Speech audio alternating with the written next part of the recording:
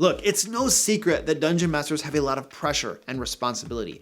And when that pressure and responsibility turns into fatigue from running and preparing for your games, you might lose touch with the fun of being a DM. When you as the game master stop enjoying the process of preparing and running games week after week, month after month, when you feel kind of like you don't want to do it anymore, that's dungeon master burnout, and it can destroy your game. Now, DM burnout comes in a few stages, but they don't always happen in this order, and not every game master presents with every stage. Stage 1. You start joking or otherwise mentioning that you're kind of sick of running the game and that you wish that you could just be a player instead. You sometimes slip in little comments about how you wish someone else would run the game, or you might flat out ask your players if someone else would rather be the game master. Stage 2. You are tired. Fatigued. You feel like you've just had enough. You stop preparing as much for your game, or you don't prepare at all. And when you do muster up the go juice to prepare, it feels more like a job than a hobby or something that you do for fun. And when you run the game, you feel tired and probably look tired to your players. You may end game sessions early as well. Stage 3. You begin to get defensive during the game, and you might even take your frustration out on the group. You might start railroading your players to get to the end of the adventure or game session so that you can just be done. Stage 4. Game Master burnout has fully set in. Every annoyance in your game is a reason to quit or end the game session. Games start getting canceled or rescheduled, which is kind of the same thing. And when this happens, it is a slow spiral to the possible, inevitable conclusion of ending the game altogether. Hi, I'm Luke Hart, and on this channel, I share my nearly 30 years of Game Master experience so that you can run amazing games that your players will love. Now, today we're talking about Dungeon Master burnout. Now, it is possible to prevent DM burnout when you start to see the signs I mentioned above, but sometimes it just happens and you simply got to find a way to deal with it. Now, I submit to you that DM burnout is actually a good thing. It's not good that you're feeling that way, and it doesn't have good effects on the game. That's not what I'm saying at all. What I mean when I say that Dungeon Master burnout is good is that it is a useful lead indicator that something is wrong that needs to be changed. Not just wrong for you as the game master, but also perhaps that something might be wrong with the game for your players. And of course, once you see the signs of GM burnout, you want to take actions to correct the situation, because you don't just want to keep on running your games feeling that way, feeling horrible like you don't want to do it anymore. That's not the way you want to live. The rest of this video is going to have 3 parts. First, we're going to talk about how you can deal with Dungeon Master burnout when you are in the midst of experiencing it, because I'll wager a guess that if you're watching this video, this is probably the stage you're in. Second, we're going to move on to how to prevent DM burnout. And then finally, we're going to discuss what your players can do to help alleviate Game Master burnout. So this is not a Game Master only video. Feel free to share this video with your players if you are experiencing Game Master burnout yourself. How to deal with GM burnout. The very first thing that you should do is talk to your group. Your players need to know how you're feeling. I imagine that they're probably going to want to help if they can. I know that most of my players would offer to help in some way or another if I expressed that I was experiencing Game Master burnout. And when you're in this quagmire of burnout, sometimes your brain just doesn't work very well and you don't even know what to do. But your players might have some very useful suggestions that will help. Many players have been game masters themselves before and could be experienced with the very same thing. Next, you need to determine why you're burned out. This is an insanely critical step. If you don't know why you're burned out, what's going on, then the chances of you being able to fix the issue are slim. So ask yourself, are you burned out because of yourself in one way or another, or is it your players? Do you have a particular player who is giving you a real headache at every game session and stealing your desire to play the game? Perhaps your entire group doesn't fit your style of game mastering. Is the game just stagnating? Are the players having less fun and that's affecting your own fun? Or is your life getting in the way? Are you extremely busy because of work or family things that are going on, perhaps in the middle of summer? Or are you going through some family issues that are affecting your ability and desire to play? I know that for myself personally, almost every single time that I've experienced Game Master burnout, it's been because I was so very busy with my work, or I was going through a personal issue, sometimes family related. Is something else going on with your life that is affecting your hobby life? If there's something going on in your life that's affecting your mood and enjoyment of life as a whole, do something about it, because that lack of enjoyment is going to bleed over into the game. There's nothing you can do to prevent that. At least I don't think there is. So my suggestion is that if you can't fix whatever this life problem is, that you at least need to talk to somebody about those problems. This might even mean professional help if the situation is severe enough. The bottom line is that there is no substitute for a healthy mind and happy life. DM burnout could be a sign of a deeper problem, and your first responsibility is to your own well-being. Now, I also recognize at the same time that many of us escape the pressures and problems of our life through our role-playing. So it's quite possible that running the game is the fix. It is the thing that helps you through the difficulties of real life. But that may not be the case for you, or it might not always work. I also suggest that you don't settle on the first cause of GM burnout that you brainstorm. Keep thinking about it. A common practice in professional circles is to do something called a 5 why. This is an exercise that helps you drill down to the root cause of a problem. It literally consists of asking yourself why 5 times and answering the question. Why do I feel burned out? Because I'm tired of preparing for my games. Why? Because I don't have time and it's frustrating to have to prepare in a rushed manner. Because it's summertime and we're going on lots of family trips and things are heating up at work as well. Why? Because. And you see, once you finish drilling down with your why questions, you probably arrived at the root cause. And now that you have the root cause, which in this case is simply being very busy with family and work activities, you can start to theorize solutions. The problem isn't the game, and it isn't being a game master, it's just that you're busy. I think a lot of times being busy with things in life is a root cause of game master burnout. The fact is that preparing for your games takes a lot of time. Designing adventures, NPCs, sometimes custom monsters, because you just want to keep your players on their toes, and things out of the monster manual just get boring after a while. So I think that for many game masters, something that can help with burnout is by reducing the amount of time that you prep for your games. Now, this might mean simply doing less prep than you normally do and focusing on only preparing the bare essentials. However, that could sometimes negatively impact the quality of the game too. So other game masters may prefer to use pre-made resources to reduce their prep time. The advantage of pre-made resources is that you still have professionally designed games to run, only you don't have to spend your time creating them. All you have to do is prepare to run the pre-made adventure. For example, yesterday I had to prepare for a game session that I was running for my Ancient Dragon patrons. And for that game, we are currently running through my Escape from the Fae module, which I have almost everything already written for. That means that prior to our game session, all I had to do was read the adventure and prepare to run it for them.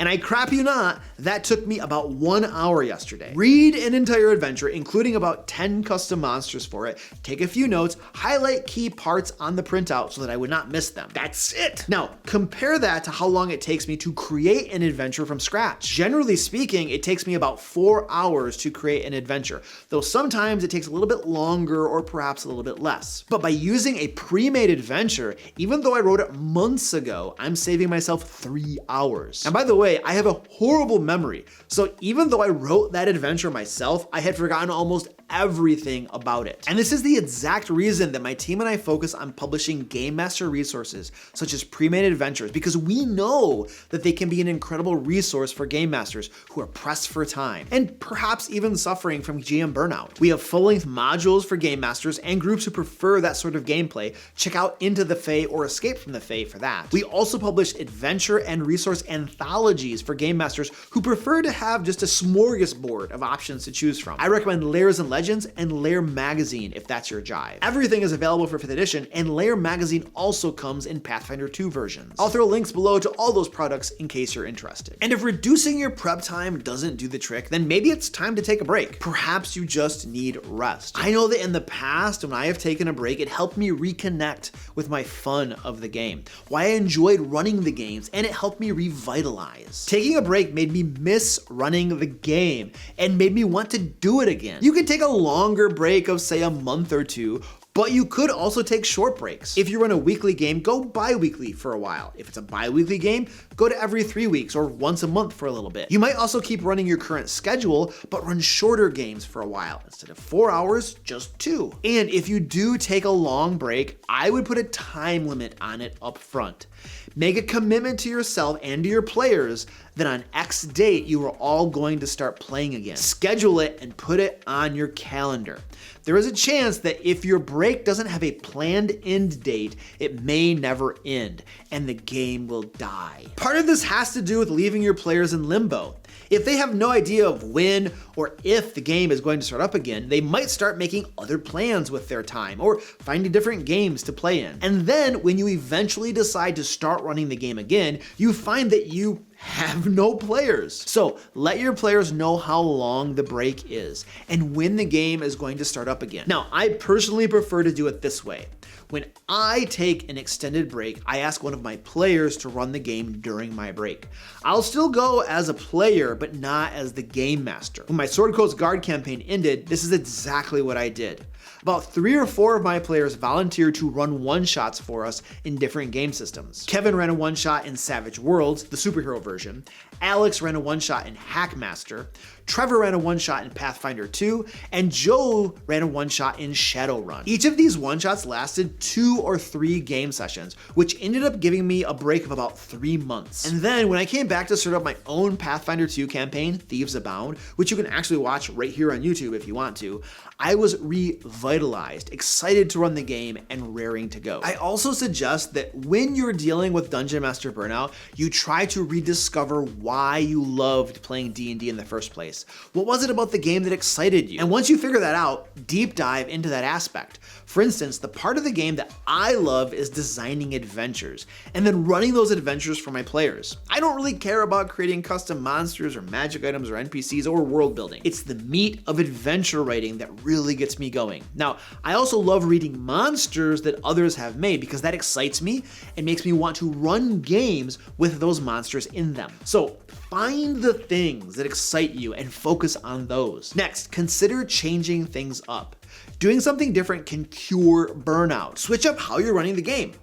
If your game is combat heavy, run a heist. If your campaign focuses on horror most of the time, run an adventure that is lighter or comical. Take the characters on a side quest that feels different from the same old game. Put the current campaign on hold and play a different campaign for a while, or maybe just a one-shot. Or if after discussing with your players you feel that the current campaign just isn't working, maybe you scrap it and start again with a different idea. And if you run a homebrew game, maybe run a published adventure or two for a little while. By the way, if you're finding this information useful, please give me a thumbs up and share this video with a fellow game master.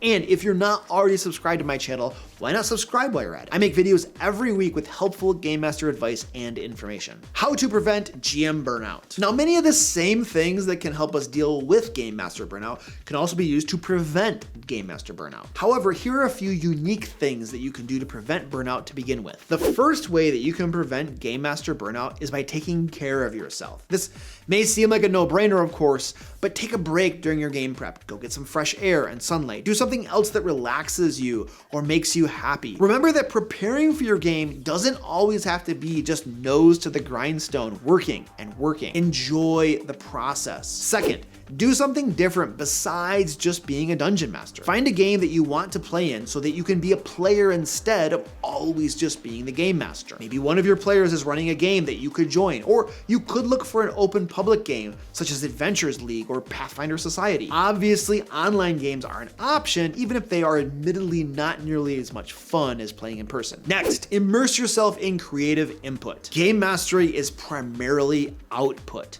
You are creating things, you are running the adventure, you are giving. Try taking instead. Watch a movie that you love or have wanted to see, or something that is new that might inspire you. Read a new book where you might look for inspiration, or read some old favorites. I have on the bookcase behind me lots of my favorite fantasy books that inspire me, for instance. They're all right here off to my right. Maybe you play a video game and think about ways you can do something similar to that game in your D&D game. Or perhaps you do any of these things and simply don't think about your D&D game, and you just focus on absorbing the creativity of someone else. Also, do not neglect conditioning your creativity. Now, this one takes some work, but it can have a huge benefit. When you're not burned out, have something going on in the background every time you plan or prep for your game. This might be the same music playlist. I love the Conan the Barbarian soundtrack, for instance, or a TV series or movie that you've seen so many times that it won't distract you. Lord of the Rings, for instance, is one that would work for me. Anything that isn't going to distract you but that you enjoy will probably do the trick. Then, when you need to be creative, do the same thing. Play Conan the Barbarian or Lord of the Rings. This conditions your mind to be creative when that thing is happening. Eventually, Eventually, you won't have to do it every time, but only when you feel like you really need it. And as long as you reinforce it once in a while, it will be like uncorking a bottle of creativity whenever you do it. How players can help. First, show your game master encouragement and gratitude. A lot of GMs have fun because their players are having fun. And when players express gratitude, it can really increase the morale and spirit of a game master. I would also consider not just saying good game or thanking them before you leave. Instead, I would specifically point out a part of the game that you enjoyed. For instance, if there was a combat that was really well designed and lots of fun, specify that. You see, when you get specific, it has more meaning and will be interpreted as genuine feedback. If someone says thanks for running the game, that could just be the polite social thing to say. But when a player gets specific, then the game master knows that they really did enjoy the game, and it means that much more to them. Next, actively participate in the game.